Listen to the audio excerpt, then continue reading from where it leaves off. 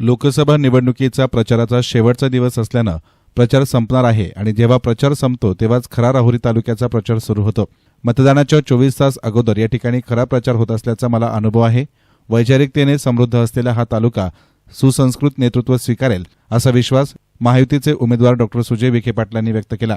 राहुरी तालुक्यातल्या पूर्व भागातल्या वळण येथे महायुतीचे उमेदवार डॉ. सुजय विखे पाटील यांच्या प्रचारार्थ मोटरसायकल रॅली काढण्यात आली। याप्रसंगी डॉ. विखे यांनी डॉ. बाबासाहेब आंबेडकर स्मारकास अभिवादन केलं। यानंतर त्यांनी नागरिकांशी संवाद साधला। यावेळी नागरिक मोठ्या संख्येने उपस्थित होते। आणि 45 दिवसाचा प्रचार संपून आज शेवटचा दिवस आहे हे महाराष्ट्राला माहिती आहे। पण जेवढं मी राहुरीला ओळखतो, जेव्हा प्रचार संपतो तेव्हा राहुरी तालुक्यामध्ये प्रचाराची सुरुवात होते। मतदानाच्या 24 तासाच्या अगोदर राहुरीच्या खऱ्या प्रचाराला सुरुवात केली जाते। मला माहिती आहे की आता 5 वाजल्यानंतर जेव्हा सगळे लोक मोकळे होतील तेव्हा बरोबर लोक आपले फोन बाहेर काढतात, फिरायला सुरू करतात आणि कोणाकोणा कुठे जायचं हे सगळ्यांना माहिती आहे।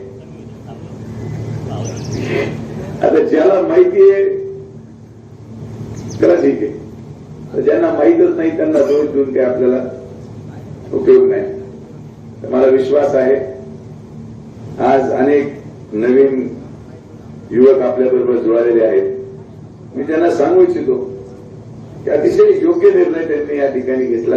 यासाठी नाही की कोण चांगलं आहे कोण वाईट आहे, यासाठी नाही की कुठला पक्ष आहे किंवा काय आहे, पण काय असो राहुरी तालुक्यामध्ये माणूस पुढे जरी असला तरी मागच्या लोकसभेमध्ये पण आणि या लोकसभेमध्ये पण असे अनेक लोक आहेत त्या तालुक्यामध्ये ज्यांना कदाचित काही गोष्टी मनाने पटत नसतील, पण त्यांना माहिती आहे की कमळ आपल्याशिवाय आपल्याला पर्याय नाही। अशा भावनेतून अनेक लोक या ठिकाणी जरी कुठल्याही स्टेजवर दिसले तरी जेव्हा ते उमेदवाराची तुलना करतील, या तालुक्याचं वैशिष्ट्य असं आहे की त्यांना माहिती आहे की आपल्या तालुक्यासाठी योग्य माणूस कोण आहे। आणि हा तालुका तेवढा वैचारिकतेने समृद्ध असलेला तालुका आहे।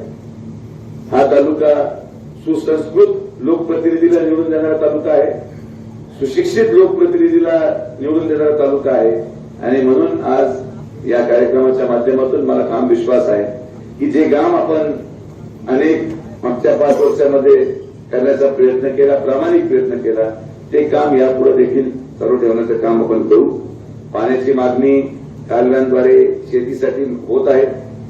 धरणामधला पाणी साठा याचा अभ्यास करून खरं तर दुर्दैवाने प्रशासनाकडे आज आवर्तनाचं नियोजन आहे। जिल्हाधिकारी असतील किंवा इतर कोणी व्यक्ती असतील त्यांच्याकडे या आवर्तनाचं नियोजन आहे।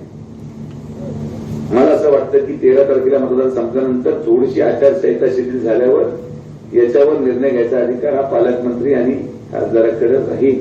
पण आज आचारसंहितेमध्ये आपण काही वेगळा निर्णय करण्याच्या क्षमतेमध्ये आहोत की नाही हे एकदा गोष्ट तपासावी लागेल। आणि प्लस आज एवढं भीषण पाणी टंचाईला आपण सामोरे जात आहोत, धरणामध्ये उपलब्ध पाणी साठा हा शेतीसाठी आहे का नाही याचा अभ्यास देखील आपल्याला करावा लागेल। पण तरी सुद्धा तुम्हाला एक गोष्टीची खात्री मी देतो की जे काही आपल्यासाठी करू शकेल किंबहुना जे काही तुमची अपेक्षा असतील त्या अपेक्षाच्या किमान 50% तरी तुमचं समाधान करायचं काम आपण 100% करू, हा विश्वास त्या ठिकाणी व्यक्त करतो। एसएन मीडियासाठी प्रतिनिधी गोविंद फुनगे, राहुरी।